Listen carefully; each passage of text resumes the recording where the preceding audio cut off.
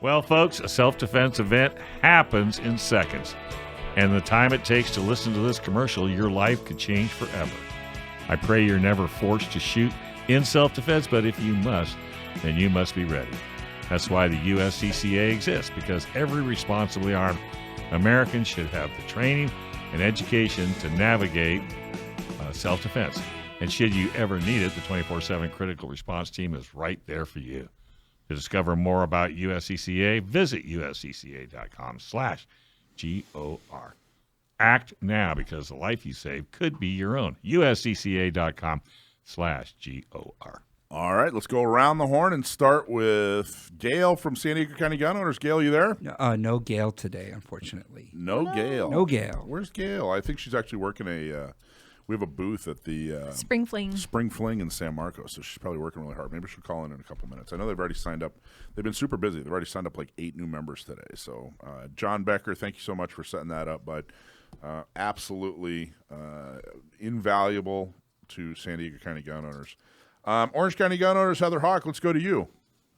Hey, how you guys doing today? Fantastic. How are you? I'm doing well. It's Sunday fun day, right? Or Sunday gun day, I guess I should say. And what's the big excitement in Orange County? What's going on in Orange County? Well, we had a tabletop at On Target yesterday, so we got to talk to a lot of people in the public, signed up a new member, so that was good. And then we've got a tabletop on Friday, actually, and we say at Lowe's Signature Resource Center in Placentia. They're having a barbecue, and so we're going to hang out there. It's from Friday from 5 to 9. And then our shooting social is coming up on Saturday, the 8th, from 8 to 10 at ST3 Tactical in Stanton. So we've got some spaces left. So if anyone knows some new shooters or shooters that haven't taken their firearms out in a while and they want to get reacclimated with a range, it's a great time for them. So they can go to ocgunowners.com, and then they can go to our shooting socials tab, and the ticketing systems are there so they can sign up for tickets and join us there next Saturday. And you're also, of course, go to gunprom.com, because your gun prom's coming up in May. Buy your tickets today. And then you're going to be back on the show here in a couple of segments to talk about something horrible that's going on in Irvine, right? Yep. We'll talk about something here in a little bit. Awesome. So I'll be back on around 5:30. Excellent. Thank you, Heather. We'll talk to you at 5:30. All right. Thanks, guys.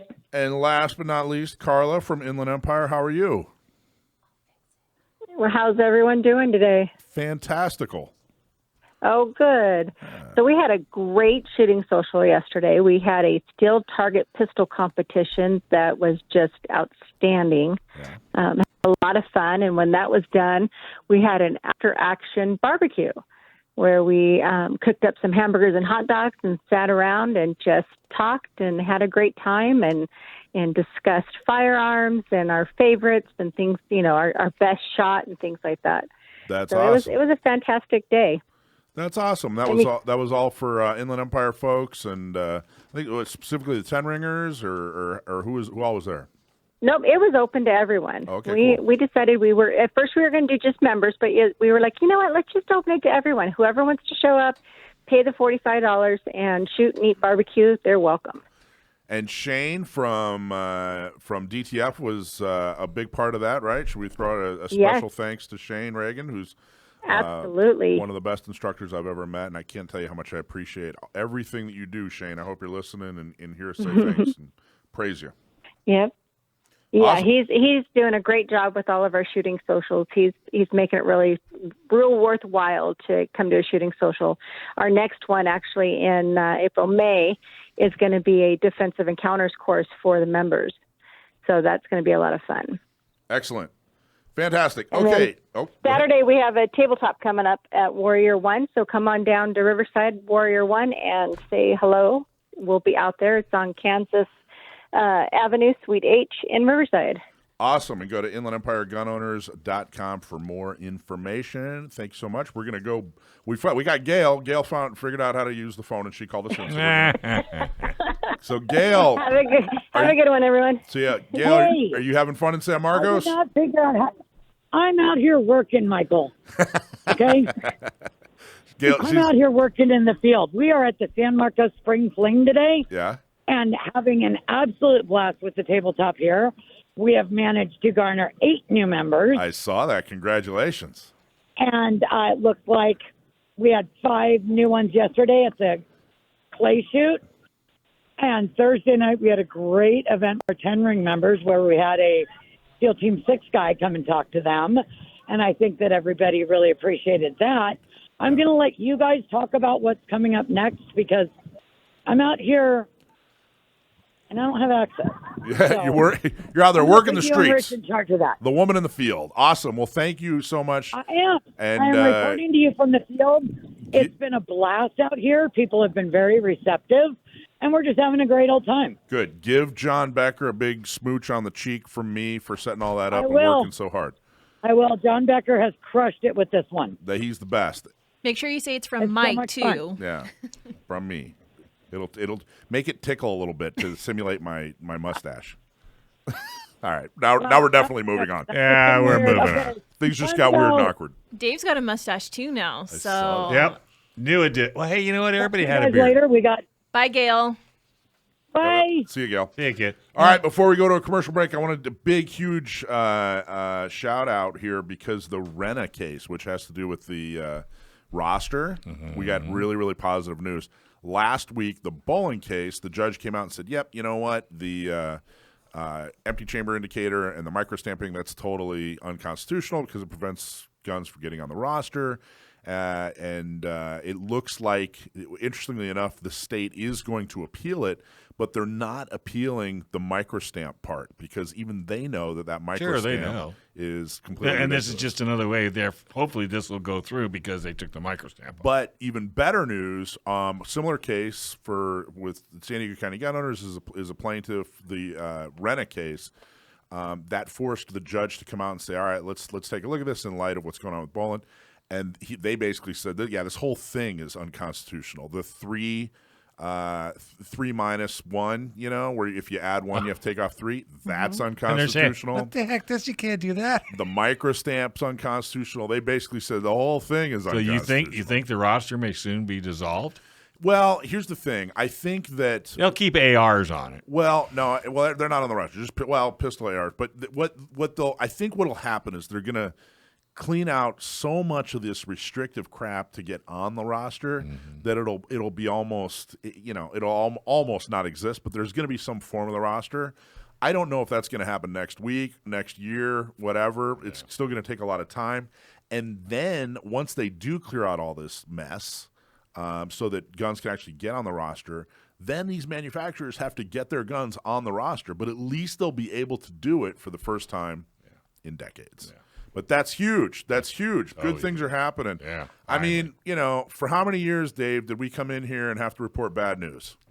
More than I care to admit. And we've reported more good news in the past year than I think we've. Well, it's perseverance. You just got to keep. You just got to keep after it. Keep on keeping on. Keep it on, keep it on. In celebration of your new mustache, keep on keeping on. Right? So, all right, we're about to go to commercial break. We have the lovely Alicia back in the studio. How are you? Good, good. Fantastic. You have a segment coming up, right? You're going to do. do a curtain call. We will. Excellent. And then, of course, Desi, who runs the Not Me program. Hi, Mike. How are you? And I'm good. nobody pins a ribbon on anybody as good as she did. I had that stupid thing inside out, upside down. She fixed it. So you're going to tell us all about this ribbon when we come back? You got it. April is Sexual Assault Awareness Month, and Not Me San Diego is hosting a number of events to help empower women with more tools to protect themselves. Stick around to get the details with Desi Bergman. But first, if you own a gun in California, you should have an attorney that specializes in California gun laws on your speed dial, because if you ever have legal matters that involve firearms, you need California's firearms lawyer, John Dillon, especially if you have questions about red flag laws, gun registration, gun transportation, and maybe you just need to know that your guns are California compliant. Our trusted firearms attorney is John Dillon. John Dillon specializes in California gun laws. Put his number on your phone right now. That's 760-642-7150. That's John Dillon, California firearms lawyer at 760-642-7150. Awesome. Cool. You want to introduce our special guest? Our special guest is, of course, a well-known friend of the show. And a regular. and a regular. And her name's Desi, and she runs NOTMESD. She actually helps you help run all the NOTME programs, don't Correct. you? Yeah. So what's your? I don't even know what your official title is. We keep changing it, I feel like. So I never know what it is, Mike. It's 13 credit card or 13 business cards. You got to slow it down. Yeah, really. Program. Well, you keep adding on. Grand Poobah program. Did you just start off in San Diego? I did. And then you got Riverside. Then you got Orange County. We're trying to replicate what we have in San Diego and the other counties Well, that it we works. have. So, it does. So people that maybe just tuned in, tell us what's this all about? What is this program for, who, and why? Sure, of course. So NOTMESD is a program that was created for women by women, and we are here to help women in 3 specific areas. So we want to help women purchase a firearm for the first time. We want to help them get training. And of course, we want to help them get their CCW or California Concealed Weapons Permit. Now, NOTMESD was kind of founded around the premises to help women that have been victims of domestic violence or sexual assault. And so this month, which is April, of course, is Sexual Assault Awareness Month. And it's observed every April, and it's a campaign that is aimed to increase awareness about the causes and risk factors of sexual assault and to empower individuals to take steps to prevent this in their communities. Now, I don't know if you guys know, but in San Diego, on average, 3 women a day are raped. 1 in 3 women will be sexually assaulted at some point in her lifetime. And 91% of rape and sexual assault victims are women. And in 8 out of 10 cases, the woman knew the person who sexually assaulted her. That's crazy. Now, believe it or not, too, rape and sexual assault are the most underreported crime, where 63% of these go unreported because of fear of retaliation from their partner. That's crazy. That's absolutely insane. This is also the 3-year anniversary, right? Correct. Yep, we were founded back in 2000. Yeah. This has been 3 years. No, it's 4 years. 4 years. Oh, 4 years. 2019, a 4-year Oh, anniversary of the program, correct. And so 2019. I'm not good with math.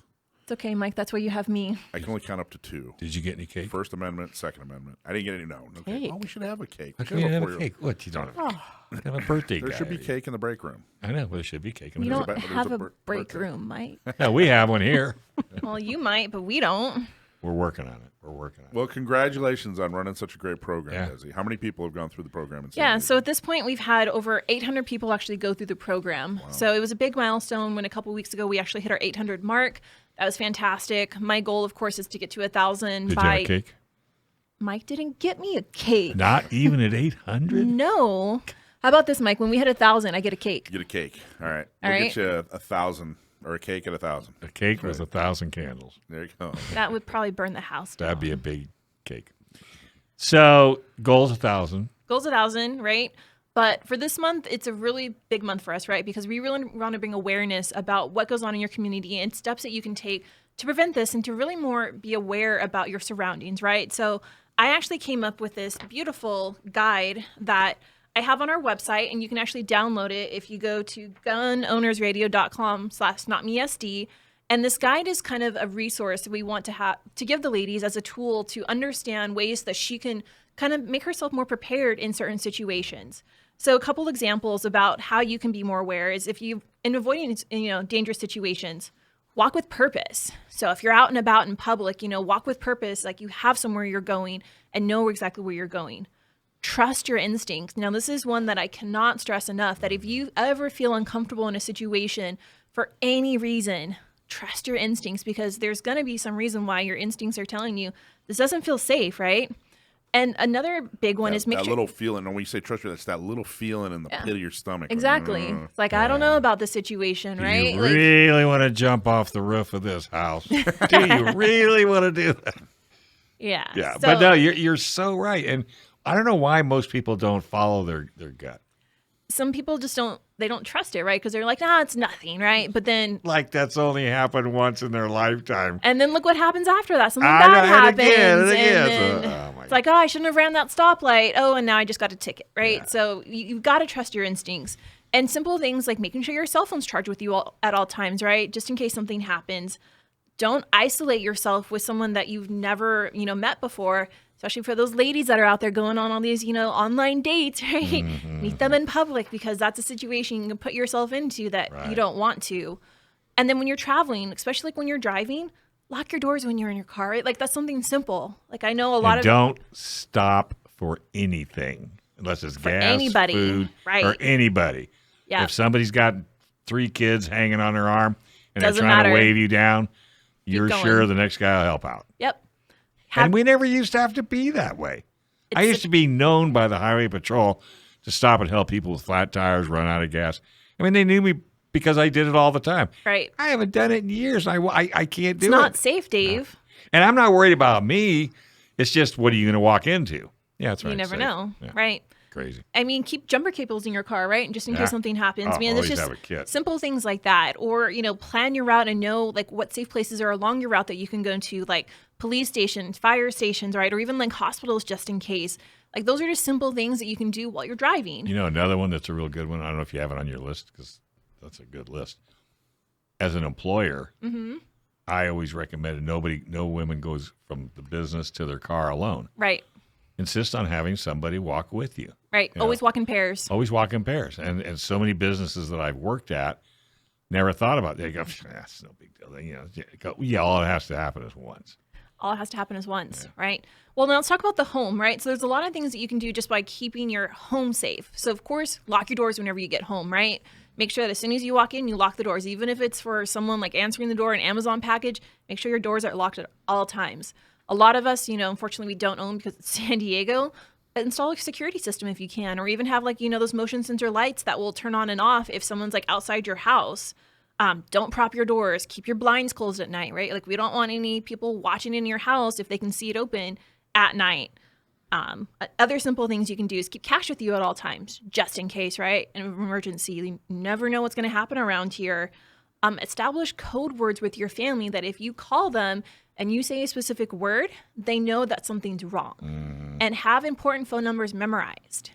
A lot of times we all have phone numbers in our phones programmed, so we don't memorize them, but at least have 3 to 4 key people memorized. So in case you lose your cell phone and you can get to another phone, you have those key numbers memorized so you can call the person that you need to. Absolutely. Carry pepper spray, right? Like this is something that we preach a lot. Carry pepper spray with you and your firearm if you have your CCW.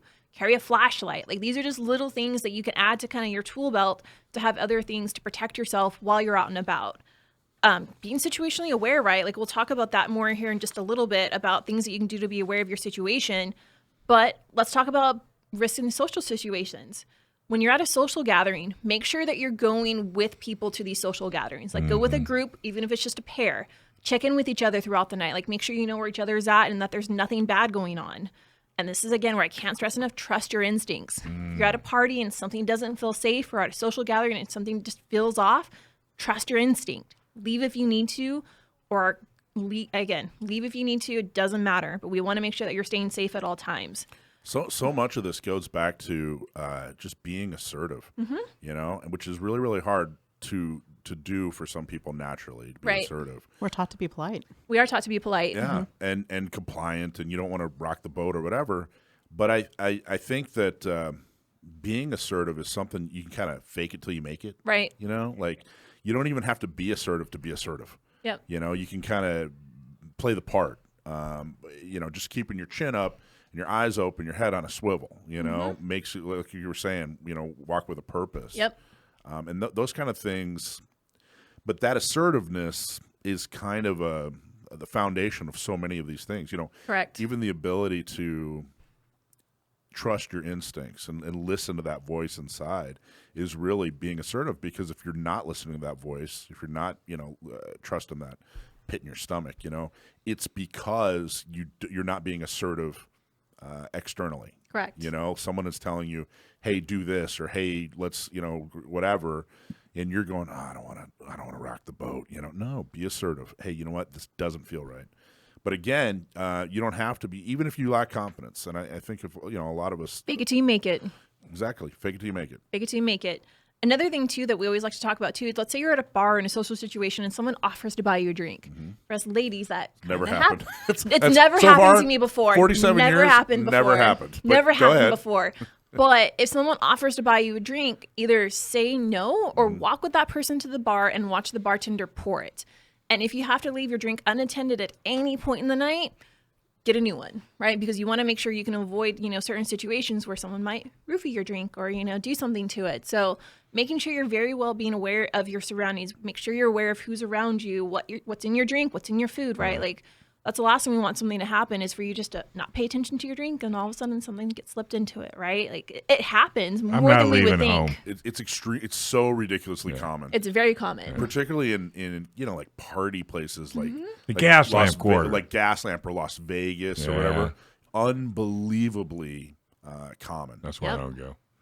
That's what, because you're afraid someone will roofie you. Whatever I gotta that tell you, means. Whatever that means. I think you're probably okay. I think you'll be okay, Dave. I think I'll be safe. I think you'll be okay. Nothing to worry about. Nothing to If worry about. anyone ever buys you a drink, probably you're good to go. You're going to be all right. Yeah. You guys are so mean. I just try to figure out what roofie is. It's somebody that puts a Roofs you. puts a new ceiling on your. Yeah, it's a roofer. There's a roof. As a roofer, you guys are both crazy. Neither one of you know what the heck it stands for either, any more than I did. But no, all this information, all kidding aside, just be prepared. That's all you can be At prepared. any level that you're comfortable with, but try to push yourself to that next level. And we want to be pushing our friends to be at that next level too. And that's one of the reasons why we do so much with Not Me is we want to preach, like, be prepared, be aware. And, if I can protect these women one at a time, then I'm doing my but job. I always tell everybody, go as a group. Correct. Get your girlfriends, get your sister, get Girls' your night mother. out. Girls' night out. Absolutely. You'll never have more fun. Orange County Gun Owners is dedicated to preserving and restoring Orange County self-defense rights. And if you live in Orange County and you want to help defend and restore the Second Amendment, you need to join ocgunowners.com/join. Orange County Gun Owners is the do something organization to restore and defend the Second Amendment. Volunteer at a shooting social, at a gun shop and tabletop, and help more pro-gun local officials get elected. Save the date. Orange County Gun Owners Prom is May 20th. Become a member at ocgunowners.com/join. I like the dramatic music. Yeah, I know. Right to the end, too. Did you see how well he did He that? planned that. I'm impressed. All right, we're back to Desi Bergman talking the Sexual Assault Awareness Month, which is something near and dear, but it should be more like 12 months. Should You got to be prepared. Got to be prepared. That's the bottom line. Because don't come to me and say, "Guess what happened?" I don't want to hear it.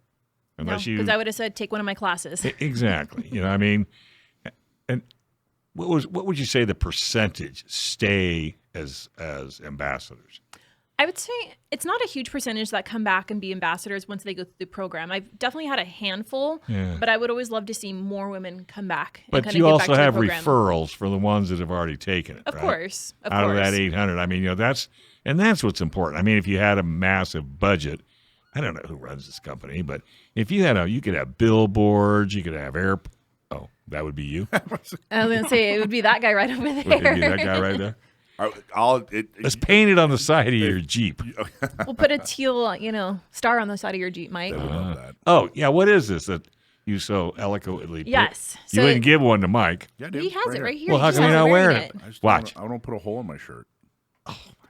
So the teal ribbon that you my see favorite shirt. most of us wearing, except for Mike, it's a symbol to bring awareness to Sexual Assault Awareness Month. So that's what the teal ribbon is for. So it's just that reminder about what this month is. Okay, very good. So just an easy reminder. I put probably 100 of these together. So it's kind of fun doing this. We'll be giving them out of all the events, just to bring more awareness to what our cause is for April. Right.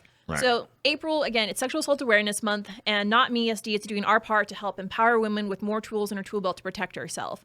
So I have planned a series of 4 events for April, and they're happening every Thursday. We kick off the month with a virtual CCW seminar put on by yours truly, where we'll be walking the ladies through the process and how to apply for their CCW. So that's the application, that's additional resources, kind of talking about the weight. And Mike, how many CCWs are we at in San Diego now? Over 10,000, almost 11,000 CCWs. Number almost keeps 11,000 growing. CCWs. Crazy. Insane. I remember when I was talking to the former undersheriff. This was years ago, and he was like, "Yeah, I think we can probably get this to about 10,000." And I remember thinking to myself, "We're going to blow right through 10,000." Like, he's like, "Yeah, like I don't know, maybe 10 years from now, it'll probably be about 10,000." Well, it took us, 3, maybe 4 4 years. years. We're To blowing get there. right through it. I think we're doing well with our projections. Well, And that, by the way, is an example of a good example of picking your battles. Because I just thought to myself, okay, let's just see how that goes. Yeah. We don't need to argue that right now. Yeah. No, I think you're right. I think to navigate through something like this, because You can only mess up once. Well, and to walk people through the application, because there's such a big perception out there that I can't get a CCW in San Diego, or it's impossible. So we break that perception. And I don't know how many people I still talk to, like, I can't get a CCW. No, you can. So that's our first Thursday, which is actually this upcoming Thursday. And the next Thursday on the 13th, we're doing a pepper spray and situational awareness class put on by Miss Alicia over here. Thank you for volunteering your time for that. Absolutely. That's awesome. Do you want Alicia. to talk about what that class is? Sure. So what we're going to be doing is we're going to be not only talking about situationally when and how to apply it and use it. We'll talk about reasons and purposes. We'll talk about places and how and where to carry it. We will talk about the science behind the OC and what the chemical components that are in it. We will go over the mechanics of how to apply it and use it. And the women will get a chance to participate and practice. With dummy ones, not with real ones. Inert OC spray. Well, she invited me over. I didn't know we why. thought you'd be our test subject. That's what I thought. So I've actually taken this class multiple times, and anytime we put this on, it's always great to really learn more about the different instructors that put these classes on. Oh, you learn something different You learn something different every time. And I always feel like when I lead these classes, I'm way more aware of like my surroundings and even like little things like not being on your cell phone while you're out and about, like walking to and from. Like anytime I'm walking to and from anywhere, I always put my cell phone away. And what's interesting is I love when we do this class and you see a lot of like the mother-daughter duos. And when we talk about, not being on your cell phone all the time, you just see the moms just look at the daughters and like, don't be on your cell phone the whole time. And so I always like look out for that. I'm like watching. I'm like, all right, I know you're going to, And the kid gives her that look. Yeah, and they're just like, all right, mom. Yeah. So that's a great class. And so that's on the 13th. And then on the 20th, we're doing part 2 where Dakota from A Girl and a Gun is doing image-based decision making. Now, I've never taken this class before, but what I understand is that the purpose is to show you an image. And from there, you have to only defend yourself with what you have on you, whether that be pepper spray or your gun or a knife, but you can only defend yourself with what you have on you. You have to make a good first decision. Yep. Have you taken this class before? I'm an instructor for it. Yeah. Oh, perfect. Yeah. You want to talk a little bit more about it? Since you're here. Since you're here. So it's image-based decisional drills. It's a concept put together by Brian Hill with the Complete Combatant, and it's a really great way to bring training in a different way. And Desi's correct. There's a series of cards. They're essentially large flashcards with any number of given scenarios, and it really what it is it's going to be flashed to you. They give you 5 seconds to make a good first decision. Now that first decision is that to either pull your gun, pull out your pepper spray, something to that effect. It could be to make a 911 phone call. Okay, It could be that there's nothing that needs to be done. It could be that you walk away. So do you know all these rules before you do? Initially in the beginning part of the class, you'll talk about all your options. Oh, okay. And not everything is reactional. Not everything needs a response. There isn't really. You ever done it? I didn't. I missed the class, but from the feedback I got, it was. There may not necessarily be a right answer. Right. It just kind of leads to a discussion on, there's a couple different options. There are pluses and minuses to each, right? Absolutely. And and what's kind of interesting is not only is there going to be this image or this situation that's put out in front of you, but they can change that dynamic up. Like they may also tell you, well, you have a baby in tow with you. So you sometimes have to take those things into account, or you have arms full of groceries.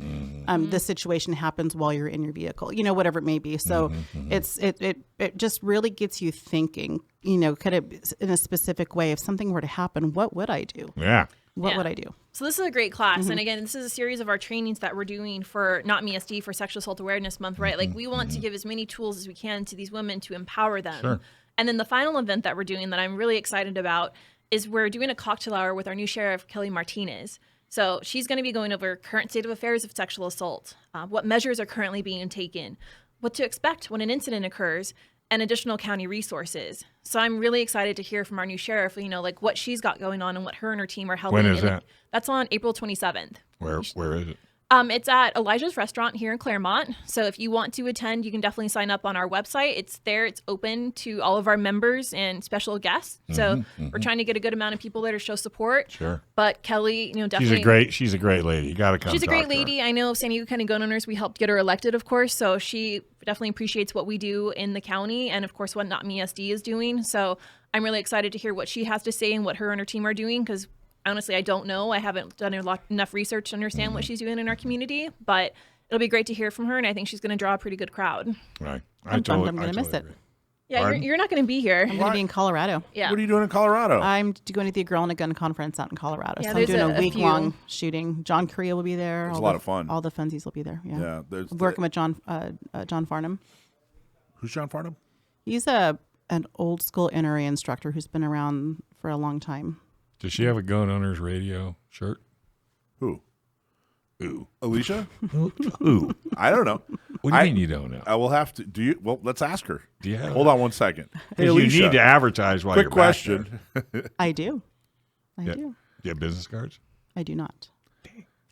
Well, we're here to talk about Not Me SD today and not Alicia's T-shirt. Hey, so she's going out to Denver. She's got. Then I'm going to put her in a Not Me SD T-shirt and have her support my message. Oh man, I should have waited till you left. You should have waited until after brought it up on another show. I So know. Well, you know me. I'm a little spontaneous. Right. This whole month though that you put together is very cool. Yeah, very cool. And there's Very actually cool a couple indeed. things.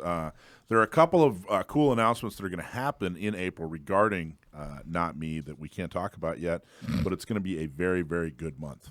I don't even think Desi, I don't know about I these. know, I you was don't. like, wait a second. What are we talking about here, You'll Mike? see. You'll see. Oh, you are getting in One the of car. them, one of them you know about. The other one you don't know about yet. So Am I getting a promotion again? you're not Another getting a title promotion. change? No, you're not getting. You get a demotion. No. You But, move, yeah, make you but what a work great harder. program, Desi. You do such a good job.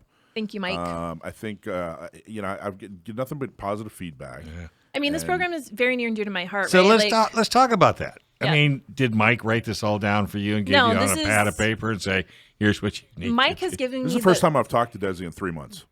No, I'm kidding. No. We talk all the time. Yeah, Mike But you and know I what I'm talk all saying? the time, but This was your this is my baby project. This is what I put together for the month. I told Mike, hey, I want to put together a series of trainings for Not Me for April. And Mike said, do what you want. Like whatever you need, just let me know. And so what I love right now about working with, Mike and Gail is they're giving me the freedom to put these things into place that I want to for the program. And it's really helped take this program, I feel like, to the next level. Like I never thought that, now we'd be at 800 women through the program, and to be at 1,000 by the end of the year is definitely a goal that I know we can hit.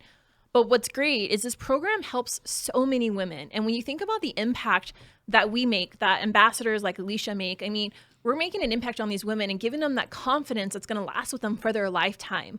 So even though the work that we do might seem kind of small in certain points, that impact is, again, it's going to be with them for the rest of their life. It's huge. And so the fact that we've helped 800 women, it's great, but there's definitely a lot more opportunity because there's 3.5 million people in San Diego. So how many women just out there? scratching We're the surface. just scratching the surface. And so my goal is to help as many women as we can. I have my team of ambassadors. Like, we're ready for you to reach out to us, and it's free to apply. Like, we don't charge you anything to be a part of our program to get the information that you're looking for. And for any of these ladies out here that are interested in attending these classes that we spoke about, if you download the PDF that's on gunownersradio.com/NotMeSD, I'm going to be giving away 2 free classes to the first 2 women that download the PDF. So if you want to attend, I still have spots open, and we'd love for you to come join us. One woman at a time, we're going to help everybody in San Diego that we can. And the other, I mean, when you hear elected officials say, well, gee, we have to stop gun violence, what laws do you support, or what public policy do you support to stop gun violence? Because the only thing they can come up with, of course, are gun bans. This is a perfect example of public policy that'll help stop gun violence. That's keeping people safe, training them, especially women Absolutely. that are disproportionately affected by these types of violent crime. Awesome job, Desi. Thanks, Mike. Hey, did you know we have a world-class flight training school right here in San Diego?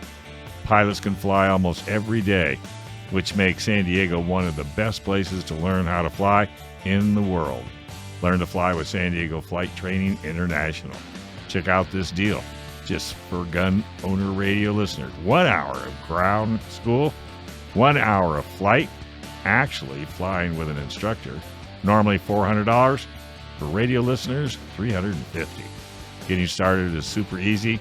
Give them a call at 858-569-1822 or go to Learn to Fly with STFTI. But I'd call them at 858-569-1822.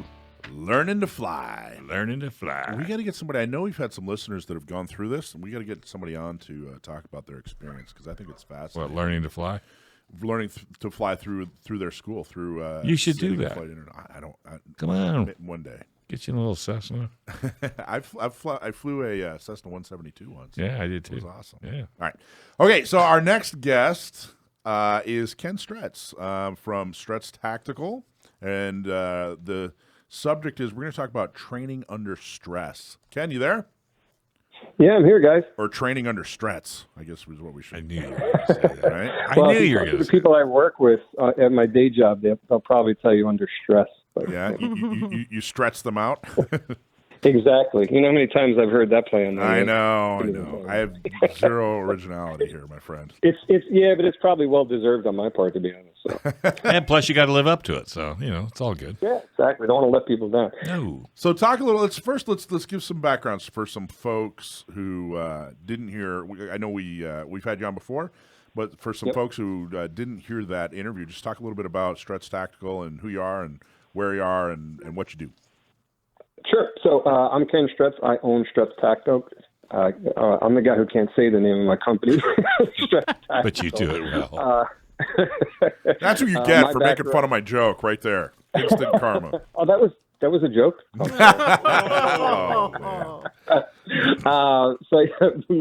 My background, 9.5 years in the Army Reserve. Did a year and a half as a communications support soldier in 1st Battalion 11 Special Forces. That unit got disbanded, transitioned into military police. Did another year, 8 years as an MP, and got out just before the GWAT started, so I missed out on that party. And I've been a cop in New York for 26 years. Started with the NYPD, and since then I've worked at state, county, local level in a variety of different capacities, including SWAT, firearms instructor, started my current agency's first patrol rifle program, done undercover prostitution enforcement, presidential and foreign dignitary security details, done a bunch of different things. It was involved in a line of duty shooting and another incident. I watched another officer get involved in a shooting. I've responded to a lot of shootings and stabbings as a police officer, and I've taken those experiences in the streets of New York, and I've coupled them with having attended over 100 shooting schools on my own as a student, and I've forged them together to create Stretz Tactical, which is a mobile firearms training company. And I'm based in New York, but I do classes in California, Texas, Pennsylvania, New York, Connecticut, pretty much, anywhere. I've done most travel. That's awesome, Ken. And you used a term. It's so funny. You know how you hear a term for the first time and you've never heard it before, and then you hear it like 10 times the next week? So I just learned that the term that you just used, the GWAT, which stands for, Dave, have you heard GWAT before? It stands for Global War on Terrorism, which we won. I don't know if you heard, but under Biden, he said, all right, we won. And then boom. So, I don't think so. Yeah, we won. That's what he said. So I forgot. Yeah, that's what he we said. won. So there it is. No more terrorism. I think Obama pulled back that term at some point.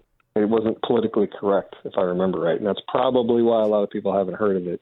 Actually, I just heard it Thursday night. We had a guy, a SEAL, come down and talk to us, and he talked about GWAT, and I'd never heard that term before. And then boom, you used it, and someone else used it too. It's so weird. All right, so talk about training under stress. Why should people inject stress into their training environment when they're learning firearms? Sure. So it may sound like, oversimplified to say it, but obviously you get in a, use of force or lethal force encounter, you're going to be under stress, right?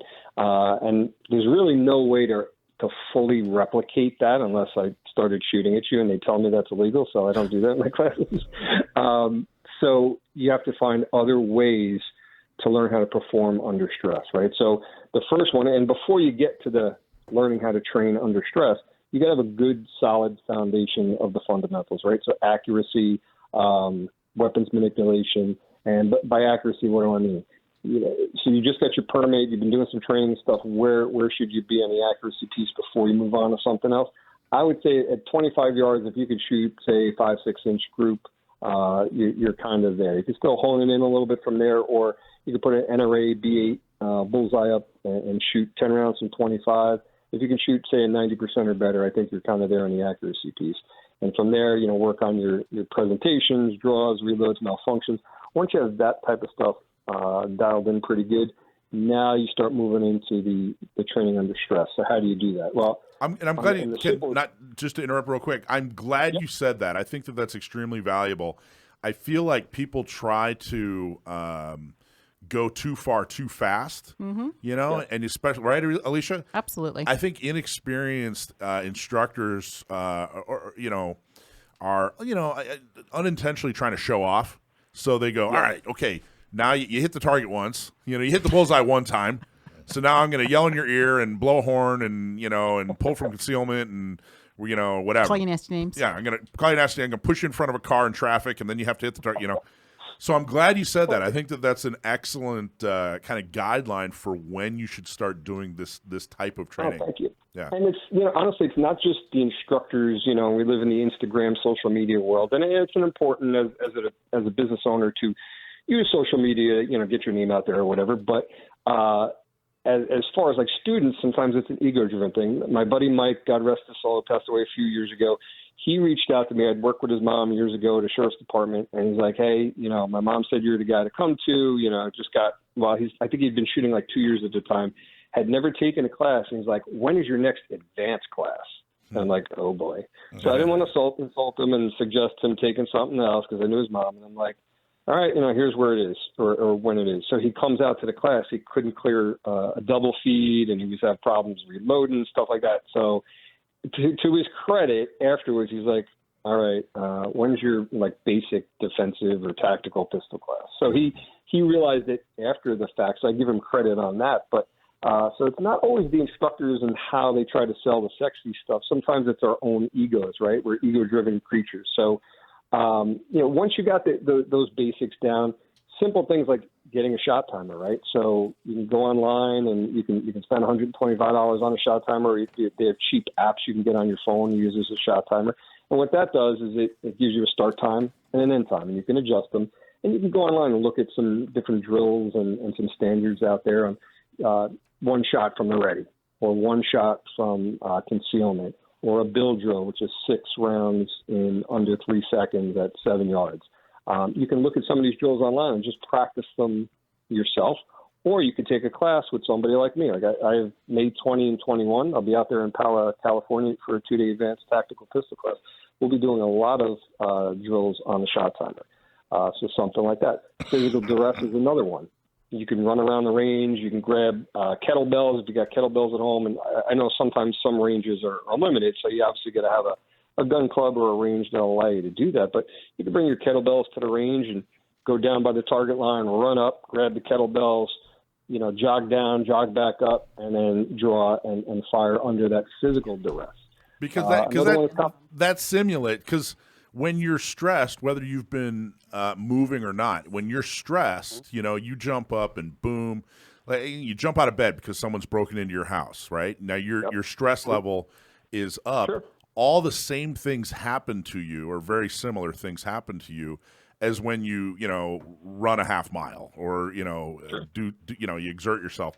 Your heart rate's up, your blood pressure, everything. All the same things happen, right? Mm-hmm. Adrenaline flows. I can tell you that the line of duty shooting I was in, for over an hour afterwards, I had chest pains. And they put me on an EKG somewhere hour 15, hour and a half mark, and my heart rate was like 110, normal 60 to 80 beats per minute. So that long after, and I was still feeling the physical effects of it. So it's important to do stuff like that, right? Not just because it may look cool or you think it actually has some value, right? So another one is competition, right? And there's always that argument, competition will get you killed in the streets, and it's kind of ridiculous. You're not competing, whether it's IDPA, which is more defensive or tactical based, or IPSC or 3-gun. You're not doing that stuff to learn tactics. You're doing that stuff to learn how to shoot under pressure. Right? We have the ego piece, right? You want to shoot really good, and you're going to see other people outshoot you, and you'll be like, oh my God, they were amazing. How do I get like that? And, so you got the ego piece there, especially if you go with some friends, right? Like, you can talk smack to each other, I outshot you, or, your draw was so slow, you can make fun of each other. And it just adds that little bit of stress, right? So competition is a good one. And then probably my favorite is force-on-force training. So for people that are not familiar with force-on-force training, some people use airsoft, but there's other products out there called simunitions or UTMs, basically real guns modified to shoot a detergent, a colored detergent projectile, and you put people in scenarios. You got protective gear to protect your face and your eyes and stuff like that. And you put you in a scenario like you're in a supermarket and someone comes in and robs it, or someone tries to carjack you, or home invasion or whatever, and see how you do in those situations. And what I like to do when I teach those classes is throw in curveballs. Here's a situation you shouldn't have shot at all, or maybe, yeah, you could have shot, but maybe it would have been better to be a good witness, or you're focused in on this guy and you didn't see there was another guy there. And that's really, I think, where the rubber meets the road, not just for the stress piece, but all of your firearms training. And then another one, believe it or not, that's really good is live fire shoot houses. And not a lot of people offer them, but when you get in a shoot house and you're moving around and you get different things to look at and think about, your accuracy really falls apart if you don't really dial yourself in. So, Ken, what's your website? Because we want people to join you in May when you're out here. How do people find that? Sure, it's StretzTactical.com. That's STRETZ Tactical.com, and they can just double-click on the training page. And it's May 20 and 21st, Pala, California, out of Christensen Combatives, 2-day advanced tactical pistol. Inland Empire gun owners strive to be the ounce of prevention in the fight for your gun rights. How do they do it? They do it by fundraising and getting local pro-gun candidates elected. So become a member today. Go to iegunowners.com/join and join the growing number of responsible gun owners stepping up to defend our Second Amendment rights. That's iegunowners.com/join. Can't believe I missed last Thursday. I know, it was cool. How about coming by and just picking me up? Well, I think that's what I got to start doing. You just sort of live here, there, and there. Well, I kind of like. Can I get a limo? No. I have to ride in the Jeep. If you have to ride in the Jeep. If you want to spell limo JEEP, then yes, absolutely. You can okay, but you got a new top. It was very cool. 10 ring members. That's our highest membership. 10 ring members pay $1,000 a year or $100 a month, and a donation to be our highest level. And one of the things that we do for them is we have cocktail hour every other month. January was the sheriff. This last week we had an operator, a true operator from SEAL Team 6, come and talk about what it's like to be not just a SEAL, but on SEAL Team 6 or Dev Group or Dam Neck or whatever you want to call it. Whatever you want to call them. Anyway, it was awesome. I had a lot of people there. A lot of fun was had by all, and it was very, very cool. So, Desi, now you guys are doing Gun Owners Radio Range Day on April 23rd. Talk about it. Yeah, Go for it. So this is going to be really cool. So Rich and I have been working together to put this event together for our 10 ring members. We've opened it up to some of our volunteers as well, and then we also have some of our ambassadors that are going to be there. So it's going to be a fun outdoor shoot, right? We don't get to shoot outdoors nearly as often as we want. So shooting on steel. We'll be doing some moving and shooting through the Grove, which is really fun. So a lot of steel targets down there. And then I'm going to butcher this. Is it ex nihilo? I don't know how you say that. We don't either. Ex nihilo. Okay. Ex nihilo. Ex nihilo. And Franklin Armory will have a product out there to demo. And then Gunfighter Tactical will have some demo products. We'll be able to shoot their PCC and AR pistol. I thought AR pistols weren't really allowed in California anymore. Well, that's why Gunfighter Tactical is going to be there. Oh, perfect. So then they'll be there. Normally the shoot is $100, but we're having it $20 for 10 ring members. So if you're interested, definitely email myself or Gail. That way we can get you signed up, or even Rich. But that's going to be a lot of fun. Rich and I have been planning that for a while, so we're really looking forward to this fun outdoor event. Hopefully it's not raining and we have a good sunshine weather. There you go. Subscribe and win. If you go to gunownersradio.com and subscribe to the newsletter, you might win. Last week's winner is Gary Rennie. Congratulations, Gary. You're going to win a cool Gun Owners Radio prize pack. Members win free training if you subscribe. You could win Stretz Tactical 2-day advanced pistol on May 2021. Enter drawing at gunownersradio.com/training the number 4 members. Training for members. Training the number 4 members. So that's gunownersradio.com/training the number 4 members. Winner will be announced on April 30th. Of course, we just heard from Ken. It was a fantastic interview. And now, for an awesome new segment, Curtain Call with Alicia Curtin. A little pressure. Fire away. No pressure. All right, no pressure. So this week, there was a case out of Philadelphia. It involves an older gentleman. He was, I believe, 72 years old, and he was involved in a self-defense incident. He did use his firearm. It was discharged. So I just want to talk a little bit about this. So if you're, we had John Correa on a couple weeks ago. If you follow John Correa, and or if you Chuck Haggard, all those guys, sometimes you'll hear them say, you don't go stupid places at stupid times, doing stupid things with stupid people. So this gentleman here kind of broke a little bit of those rules. This was late in the evening. It was shortly before midnight. And he was out getting Chinese food. So this 72-year-old gentleman was out getting Chinese food in Philadelphia. Now, should we be allowed to go anywhere that we like within our free country? It's America. We should, absolutely. So, but knowing where you are and the type of town you're in, sometimes there's just better options. But he made the choice that he did. He went out to get Chinese food late at night. He was out on the street and he was approached by two younger people. And the article states that they pulled a firearm on him. The assumption was that they were looking to potentially rob him, at least that's the assumption. And he then, from out of his pocket, he has a pocket pistol. The article states he worked in security. I'm assuming he's retired, although the article didn't clarify that. He pulled out his pocket pistol and fired upon these two gentlemen who had first pulled their pistol on him. There was an exchange of gunfire both ways. This older gentleman was hit in the lower leg. It is unknown if the two, I don't want to call them gentlemen. Perps. That's a much better, more appropriate word. Were hit. They did not take themselves to a hospital. But this article kind of brought to light a concept and an idea. There's this mindset or this concept of a disparity of force. So certain persons within the population are, because if you think about it, so he had a firearm pulled on him. So was his life at risk? Potentially, absolutely. He's an older gentleman. He was not going to likely be able to win any hand-to-hand combat, and there's nothing he could have done. Can he outrun them? No. So he has age working against him, and he had a firearm. He had to draw from the drop. So he pulled his firearm. He did fire. We don't know if he hit, and going back to Mr. Stretz that we had in the last segment, under stress, you're going to sink to your lowest level of training. So under stress, adrenaline's flowing. We don't know that he hit. I don't know. What are the odds? You don't even know if he's been to a range in a while. In a long time. Right. Well, yeah. It's just as crazy. See, the whole idea of frequent range shooting seems to be a newer concept. Generations past, they received training once upon a time, and then they just carry for life, and they don't continue, and a majority of them don't. Well, it's just they figure, it's like a bicycle. Right. Once you fall off, you get back on right again, and it always sticks with you. Alicia, would you say I've never quite heard it asked this way? Uh-oh. And I'm looking for your opinion. Maybe this is something to kind of think about rather than answer right on the spot.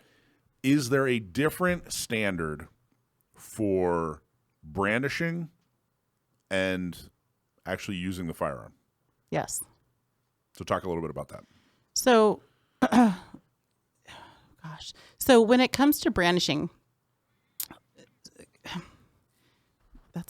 you know what? You know what I mean? Because the idea, it's a little bit of it's difficult. In other words, if you describe a scenario where two people are interacting, and somebody's threatening, attacking, whatever, two people are interacting, is there a scenario that exists where someone could accurately say it's okay to brandish in that situation? It wouldn't be okay to actually pull the trigger in that situation.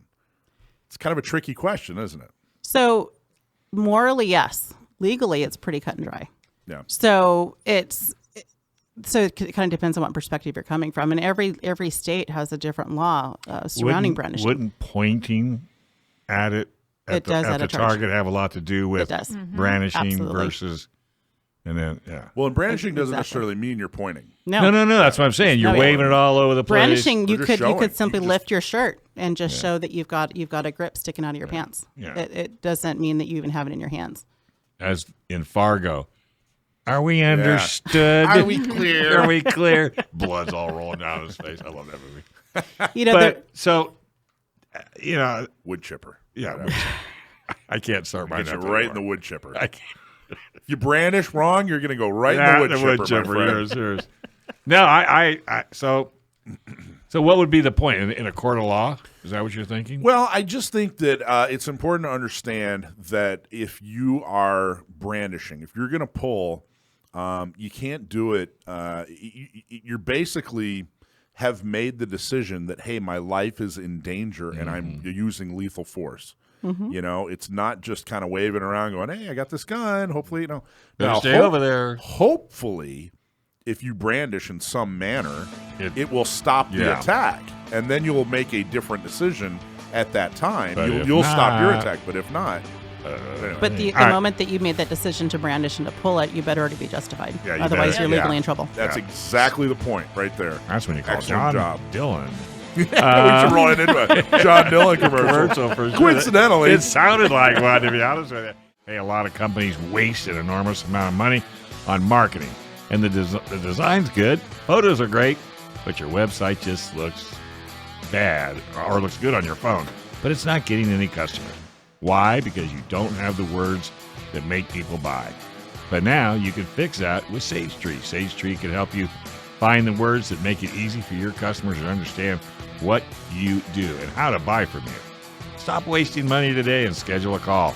Getting started is easy. Just visit sagetree.com and click on the Schedule an Appointment button. That's sagetree.com and click on the Schedule an Appointment button. So last week was a big week in San Diego politics.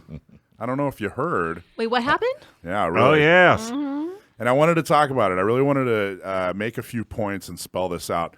So Nathan Fletcher, Supervisor Nathan Fletcher, he actually started out as Assemblyman Nathan Fletcher. In fact, he was actually a long time ago, he was the executive director of the San Diego County Republican Party.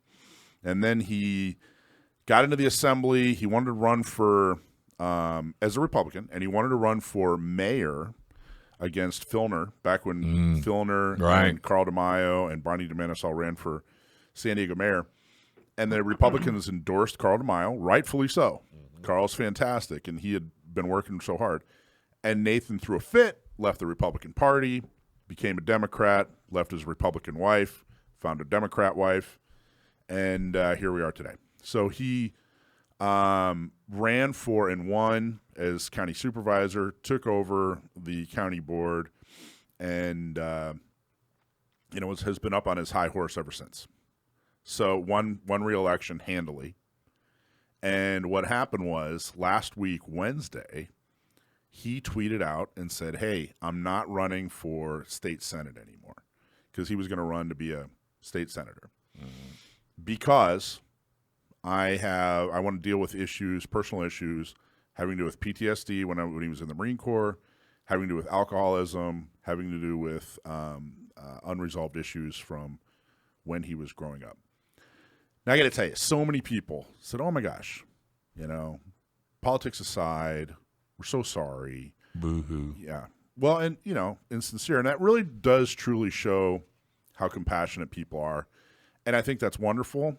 However, there was a small group of people, including myself, that didn't believe a word of it.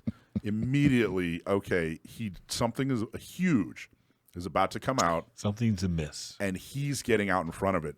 There is no way that he's going to drop out of this race. He would have just walked into the state senate. He wouldn't have had to work at all. There's not a single competitor, Democrat or Republican, that was going to keep him out of the state senate. And for him to suddenly decide to deal with issues, it's not what happened. And sure enough, and I thought, well, this is going to take who knows how long, for whatever shoe to fall. But that was a big thing for him to do that, because he's such an egomaniac. He has so many sociopathic traits that for him to walk away from being a state senator is crazy. Well, like I said, I knew something was up. So sure enough, Sherlock, did you find anything? Well, I didn't. But what happened was they reported. It was KUSI. I don't know if it was the next day. I think it was the next day. It already all came out. And what happened is he's being accused and being sued in civil court by a former employee of the mass transit system. Of course, he was the chair of this board. Of sexual harassment and being fired, and sexual assault. I got to tell you, this isn't a story, and one of the points I really want to make, this isn't a story about a politician cheating on their spouse. That's not what this story is about. If that's all it was, it wouldn't even be a story. No, wouldn't even be talking about In it. fact, it's kind of been this horribly kept secret that the two of them have been, they have some kind of arrangement, apparently. There have been whispers of them, cheating before. There have been credible, sources that have said that he's cheated before. And it's just not even, I can't even tell you, it's just not even a thing anymore. I mean, it's almost expected that, half these or 3/4 of these elected officials, hell, you don't even have to be an elected official. Cheating these days is so common. It's not a story about cheating on your spouse. It's a story about an elected official, Nathan Fletcher, abusing his position, not just with having relations with a intern, wasn't it? She's done an intern. She was an employee, someone underneath him. No pun intended. But it's the sexual assault part and the fact that she got fired. That's the abuse of power right there. I know some classes she can take. Yeah, really. So you're right. He's getting ahead of it. He's getting way ahead of it. And then there's a second accuser. She's older now, but apparently she interned for Nathan's 501c3. They went on an out-of-town trip, according to the accuser. And according to the accuser, he was, propositioning and doing all kinds of inappropriate stuff. But this is now going to civil court. And I wouldn't be surprised if it goes to criminal court.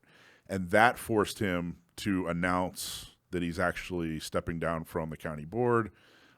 He says he's in rehab, but he keeps tweeting. And I don't know, there's no rehab out there that allows people to access tweet. social Have cell media. phones. Yeah. He's such an egomaniac. He's such a liar. I got to tell you, it's really been interesting. I've heard from people I haven't talked to in years who were really involved in the Republican Party years ago who are just, elated that he's finally getting his comeuppance. Mm-hmm. And the fact that his wife, Lorena Gonzalez, who was so critical of others, who is so vocal about being a feminist, who's basically saying, hey, the accuser is a liar. And I thought we were supposed to believe women. You're supposed to believe us, Mike. I know, right? Wasn't it the Me Too movement a few years ago? That was it. Right? Mhm. That was it. She was a big part of that, and believe all women. Okay, well, why aren't we believing this one exactly? Because it gets the narrative.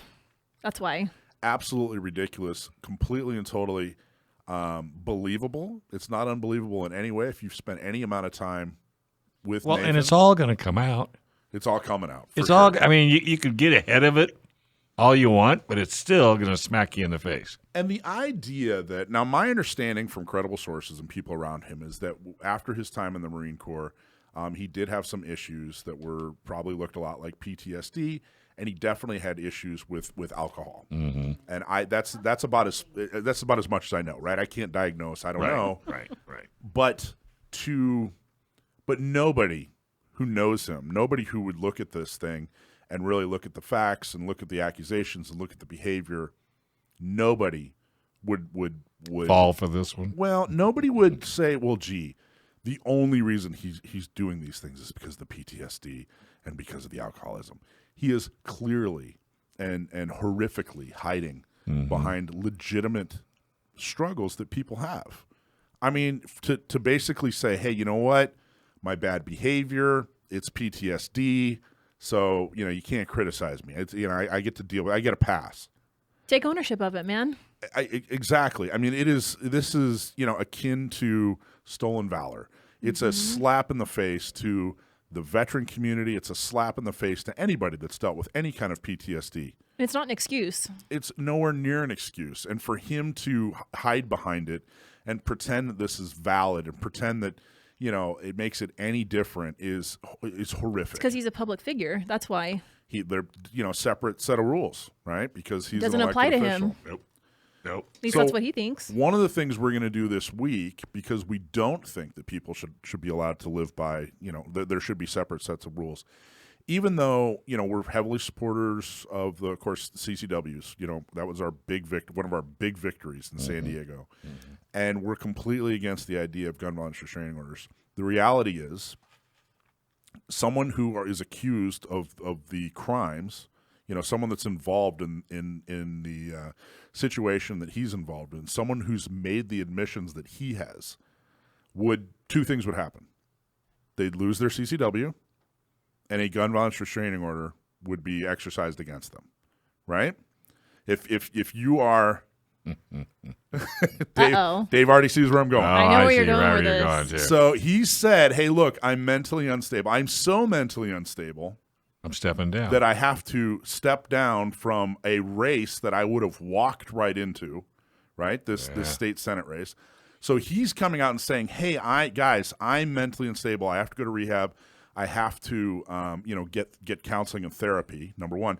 Number two, he's stepping down from his job because he's being accused of not just cheating on his wife. That's not what the accusation is. The accusation is sexual assault is the accusation. Somebody in those conditions, could they get and keep a CCW? No. Absolutely but not. Who is going to pull the trigger? Well, wait. That's the question that we're going to publicly ask. Yes. And if somebody did have those types of accusations against them, would Mara Elliott file a gun violence restraining order against that person? Now, I know he has a CCW, and of course he is absolutely a firearm. He owns a firearm. So if whether or not we agree or disagree with gun violence restraining orders, he's someone that's been vocal about, number one, restricting the rights of CCW holders, and number two, implementing and expanding gun violence restraining orders. Fine, you have to live by the rules that you expect others to live by. But just being the devil's advocate, would you not have to be prosecuted for those claims? No, you do not have to. No, if it's an accusation. In fact, we just heard at our monthly meeting last month an attorney named Gary Gibson, who's awesome, great guy, defense attorney. He defended somebody who brandished. They were being attacked and brandished. Didn't even point the gun, just brandished. And they were prosecuted, won the case, lost the CCW, though, during the prosecution. Lost the CCW. We're actually going to do some things to help him get it back. But so no is the answer to your question, though. Okay. You don't have to be convicted. Gotcha. And that's exactly the reason for a gun violence restraining order. At least that's what they tell me. So you're the first person who thought of this? I'm always the first person. I know. You're right on top but of it. But I got to tell you, listen, I wanted to come on and explain it. First, I wanted to tell the actual story about Nathan and what a horrible person he is. But then I also wanted to come on and say, hey, look, we don't agree with these gun violence restraining orders. We think people should have CCWs, but what trumps all that is the fact that he needs to live by the rules he thinks everyone else. Yeah. No, we're not playing favorites here. There you go. So until the law is changed, people like Nathan Fletcher have to live by it. I agree, 100%. He made his bed. Now sleep on it. Lying. Is there a better tool that empowers a woman to defend against an attacker than 100-pound bigger? Nope. That's why it's so important for women to learn how to defend themselves with the most effective self-defense tool ever invented. For women, led by women, the Not Me program is designed to help with training, purchasing a gun, and getting a concealed carry permit. And guess what? It is free. To sign up, go to notmesd.org. The program is also available in Orange County and Inland Empire. Get help today at notmesd.org. Okay, so we heard from her in the 4 o'clock segment, Ms. Heather Hawk from Orange County Gun Owners. She's the executive director, and she wants to come on and talk about something that's happening in Irvine that we definitely need your help with, particularly if you live anywhere near Irvine. So, Heather, how are you? I'm doing good. I'm back again. I have a case of deja vu now. So talk about what's going on in the beautiful city of Irvine. Well, there was one of the city council members, Kathleen Treziner. She has put forth a memo. She was asking to have a discussion started about getting an ordinance in place for Irvine for responsible gun storage. Responsible gun storage. Yes. Okay. It's like responsible and common sense. You know, they have all those little trigger words in there. What she's looking to do is we already have safe storage ordinance that's a state level, and that's, of course, to store if children are present or if a person who is prohibited is in your home. But she is kind of she wants to follow some of the other cities like San Diego, I believe, has it in there, and Los Angeles, San Jose. She wants to put a similar ordinance in that they have, where in addition to that, where we normally it would be your responsibility as an adult and a gun owner to store as you see fit. She wants to put additional ordinance in where you have to store it separate from, like, the firearm unloaded, locked from the ammunition. So unless it's actually on your persons or in your immediate possession. So that's the big curveball that they've thrown in. You're right. There have been a couple of cities in San Diego. There have been a few cities in California that have done this, and everyone who's aware, everybody in the gun community, their first question is, well, what about Heller? Heller versus D.C., that's exactly what that Supreme Court decision was all about. Basically, in D.C., you had to store your firearm broken down, inoperable, locked up, whatever. And, of course, the Supreme Court said that is unconstitutional. So the difference between these ordinances, the one that they're going to talk about in Irvine, the one that's in San Diego, the one that they're spreading throughout California, is that there is an exception if you're in control of the firearm. Now, what does that mean, in control of the firearm? Well, the most obvious definition would be that you're touching it. If you're touching the firearm, it doesn't have to be stored, inoperable, separate from the ammo, et cetera, et cetera, et cetera. So that's why they're saying that this law is significantly different from the Heller versus D.C. law, which hasn't been tested in court yet. And I think they're wrong, but hasn't been tested in court yet. La Mesa tried to pass this and it failed. Was it a year or two ago? La Mesa tried to pass it, and we were a big part of making sure that failed. If you helped get Laura Lothian elected, you were a big part of making sure that failed. Heather, I remember in her resolution or in her proposal, she talked about kids, saying, hey, we need to keep these firearms away from kids. And you brought up an excellent point, the fact that, hey, that's already a law. They're totally misleading. It's the shell game, hey, look over here. And that's already a law. If a child accesses your firearm, unauthorized, you have violated the law. So this storage law in Irvine that they're proposing has nothing to do with that. It's not going to help that in any way. Exactly. And she notes in there, too, about there's locks are provided by the Irvine PD free of charge for the cable locks. But, I mean, even when you go to purchase a firearm, you have to either purchase a cable lock or it comes with the firearm. So, I mean, all of these things are in place. And it's just adding that addition, trying to say you have to store it separate from the ammunition in your home. I mean, the vast majority of people have firearms for self-defense. So it makes no sense why you would keep it separate from its ammunition. I mean, even if you have it in a lockbox, it's fine to have it loaded, in my opinion, because you're going to need it, and you need it in seconds, not minutes. So you need to have access to it as quickly as possible. And if you have to stop and go to one place to get your firearm and then stop and go to another place to get your ammunition, it makes absolutely no sense for somebody to use it for self-defense. And that's the danger. People ask, well, gee, Mike, why would anybody, oppose this? I mean, they're just asking you to simply, lock up your firearms. They put those sexy titles on there. They make you feel like a schmuck for saying no, that you don't responsible storage. You must hate people. Right. That must be it. And number one, if it's wrong, it's wrong. You don't have to explain yourself. But, number two, to explain, these storage laws are not making things safer. In fact, they're making things more dangerous for people who need to defend themselves. Expect to see home invasion rise. Expect to see home invasion rise. Expect to see home invasions get more dangerous. Because now, a single woman has no kids. Now she has to lock up or keep her firearm inoperable, at all times. She can't get to it. The other thing is, how are you going to enforce this thing?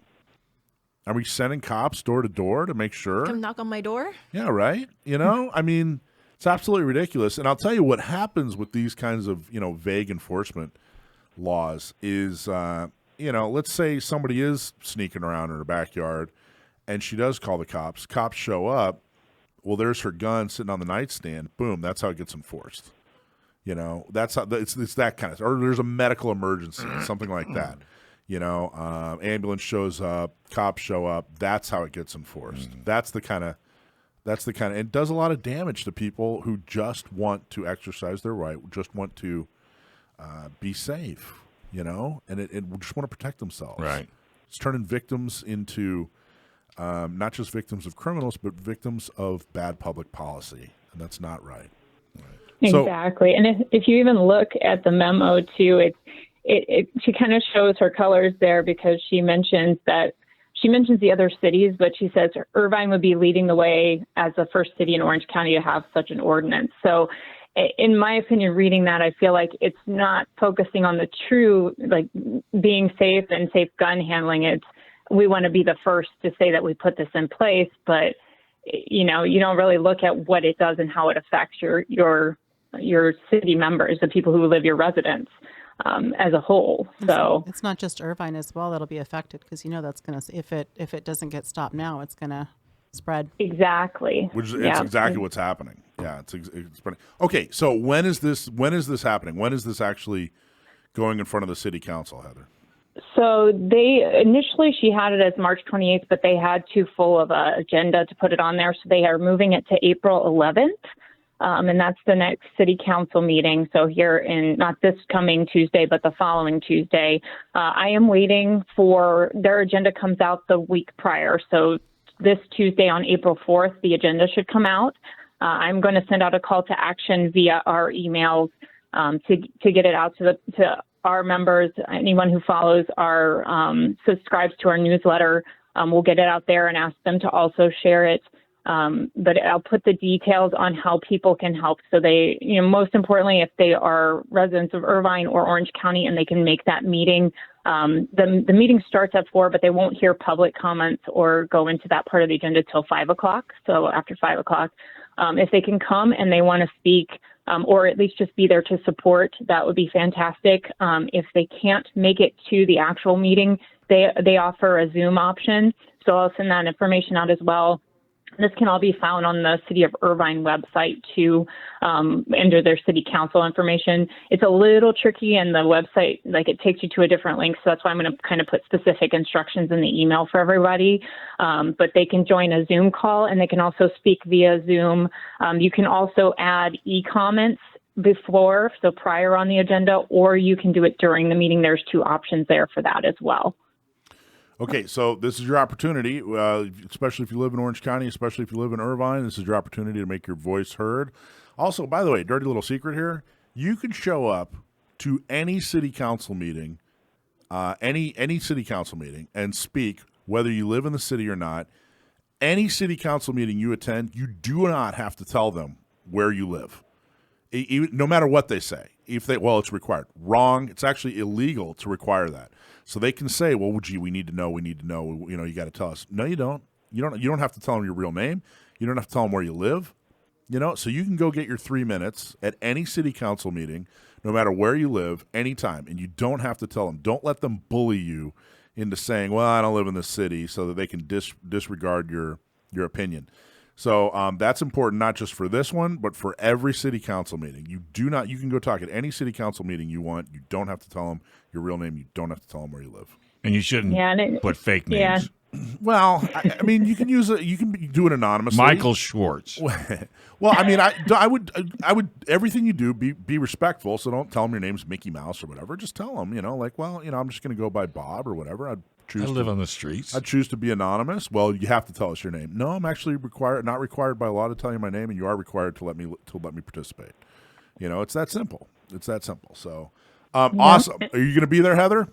Yes, I am definitely going to be there. And like you said, just to reiterate that, it's Orange County. I mean, it doesn't matter if it's the city of Irvine, it will spread to other cities and even throughout the state. So we want to stop that. So anyone who can make it, even if you're on in this county, come on in. Yeah, I'm We welcome it, I'm gonna be there as well, and we're gonna have a formal statement from Orange County gun owners. But we need people to pile on. We need people to show up. This is it. This is activism. When is it? One more time.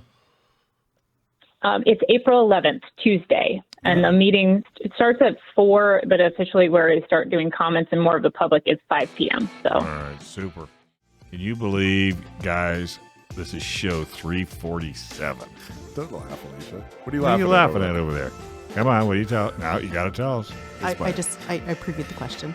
You previewed. I thought you were laughing at I thought my smooth jazz. Yeah, I kind of thought so. So Sam's going to laugh over this one? He might. What the hell? Anyway, We'll get a there. self-defense event happens in seconds, and in the time it takes to listen to this commercial, your life could change forever. I pray you're never forced to shoot in self-defense, but if you must, then you must be ready. That's why USCCA exists, because every responsibly armed American should have the training and education to navigate a self-defense situation. And should you ever need it, the 24/7 Critical Response Team is right there for you. To discover more about the USCCA, visit uscca.com/GOR. Act now, because the life you save could be your own. That's uscca.com/GOR. All right, Sam, you there? Wait a minute, we got to set it up. Yeah, we Time gotta for set everybody's it, yeah. favorite segment. Oh, yes, you got to do all that because Sam won't talk to you otherwise. Called it's written in his contract. It's in his contract. Yeah. Called Stump My Nephew. We found out years ago that my nephew is extremely good at firearms trivia. So if you write us an email and have a really good firearms trivia question, and we use it on the air, we'll give you a hat or a shirt. And if you stump my nephew, we'll give you a really cool special prize. But good luck trying to stump my nephew. So this week we have special guest question asker, Desi Bergman. Asker. Hi, Sam. Hi, how are you? I'm good. How are you? Not bad. All right, so your question this week is from Vic from San Marcos. And his question is, which firearm was highly regarded by pirates? Ooh. Vic from San Marcos. Thanks for writing in. Which firearm was favored by pirates? It's a little bit of a vague question, so there are different possible answers I could give. One answer I could give, which is I know not the one he's looking for, is something like a deck gun loaded with grape shot, good for clearing enemy boarding parties. But what I think he's probably looking for is a crow's foot pistol, which is a multi-shot black powder muzzle loader, also good for boarding operations. We'll read the answer that the... All right, so I'm going to read you the answer that I have written here. Shiver me timbers is an AR-15. I think I just butchered that, of course. Actually, the flintlock pistol was highly regarded by pirates and carried when boarding ships. However, reloading was so slow that pirates often used pistols but as a club. I don't like that question. That's so vague. Who made that? An R-15. I think that question was just written in order to do the R-15. I think I somebody have fun saying that. somebody ran out of time. Tell us about, what's it called? It's called a crow's foot? Yeah. Yeah, so I think the question was an excuse to use puns. Yes. But the problem he's talking about is with a muzzle loading pistol, you get one shot, and reloading is a very cumbersome and awkward process that takes a long time and takes two hands. So there were really two ways around that. One way was to use a brace of pistols, have 4 or 6 so that you could fire multiple shots in rapid succession. Another option was the crow's foot, which is maybe a little more obscure and a little bit more weird and specialized, and it has multiple barrels. So it's really a handheld volley gun, and you're firing multiple shots at once into a large crowd of an enemy boarding party or something like that. So that's just another way around that reloading problem. Multiple barrels, did it just one trigger, or how did the mechanism one work? trigger. They're all firing at once, so you'd better make sure you've got a good hold on that thing. It's just not everyone used a crow's foot pistol. It's just one example of something that comes from the age of sail and was designed specifically for naval use. I wonder why it's called a crow's foot. And then what's a... Because it looks like a crow's foot. Oh, there you go. What's a flintlock pistol that they're saying is the actual answer here? Flintlock just describes the operating mechanism. So you'll hear people say lock, stock, and barrel. That means operating mechanism, of course, stock and barrel. The flintlock is an ignition system that uses a piece of flint in a little claw, and when you pull the trigger, a catch releases, the sear releases the hammer, which has that piece of flint in it.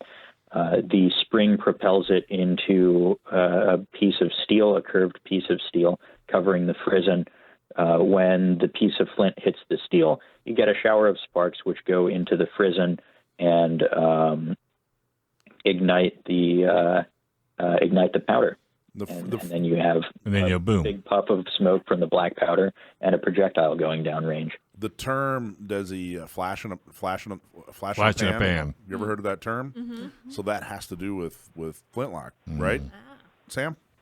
Yes. If you're a flash in the pan, it means you didn't really ignite. Which there was basically a pan where they kept the flash powder. The flash powder, and if you were a flash in the pan, it means you didn't do what you're supposed to do. Right. Basically.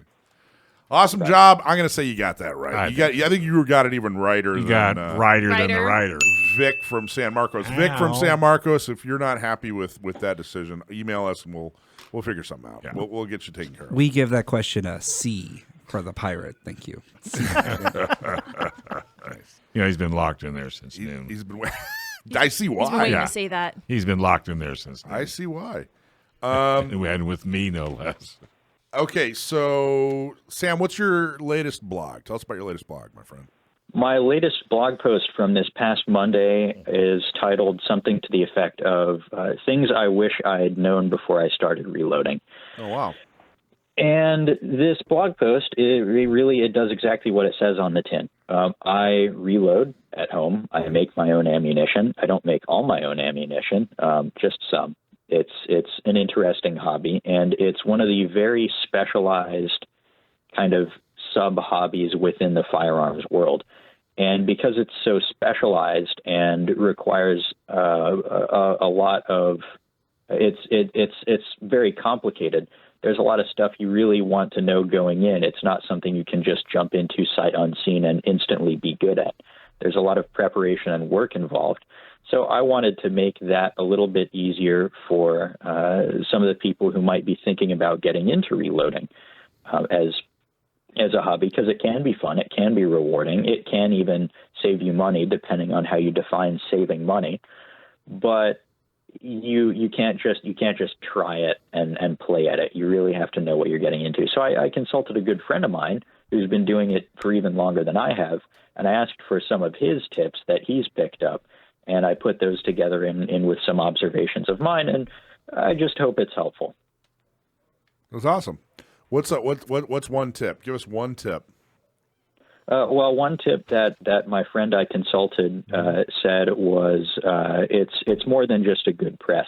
There's a lot of equipment involved, and you have to make sure you know what equipment you need when you're going in. You can't just pick up a single stage press at a flea market and think, oh, I'm ready to reload now. No, you have to have a lot of case prep tools. That's really a lot of it is prepping your brass. Very time consuming. That's nice. Awesome. So what do you mainly do? What do you do? 9mm, or what do you reload mainly? I do 38 special. If I reloaded 9mm, I would be losing money. Oh, wow. Okay. Yeah. That's another one of the tips I have in my blog post, which is why you should all go read it. Is that there's a way you can calculate how much you're saving per round. Zing! There's so many different rounds now that it's more cost effective just to buy new. Are the price of ammo dropping? It's somewhat. Some. It depends on the caliber. But when you're doing the reloading, just like Sam mentioned, you have to purchase primers. There's so many different bits and pieces. And the it's equipment not always alone. Effective. I mean, what would if I gave you a blank check? How much would you spend to set up the system you would like? As much as possible, because there's a lot of really high-end equipment out there. But it's a sliding scale. Right. That's why I don't include prices in the blog post, because it all depends on what you buy. But if you just want to reload 9mm, don't do that, because it's cheaper to just buy it new in bulk. But if you're shooting something weird and rare and boutique, then yeah, it's usually worthwhile to reload it so you can dial in your exact load. Yeah, those less common calibers have not come down in price very much. By the way, I just got a text. One of our favorite listeners is saying that it's a duck's foot, not a crow's foot pistol. Are there two different pistols, or is it a duck's foot? I don't know. I might have just messed up the name. Okay, all right. Well, he's claiming everybody. You have two assignments. Go read his blog on reloading, and then Google and find out for yourself if it's duck's foot or what is it, or crow's foot. It's a duck's foot. Awesome job, Russ. Russ, one of our favorite listeners, who's actually a big fan of yours, by the way. He loves this segment.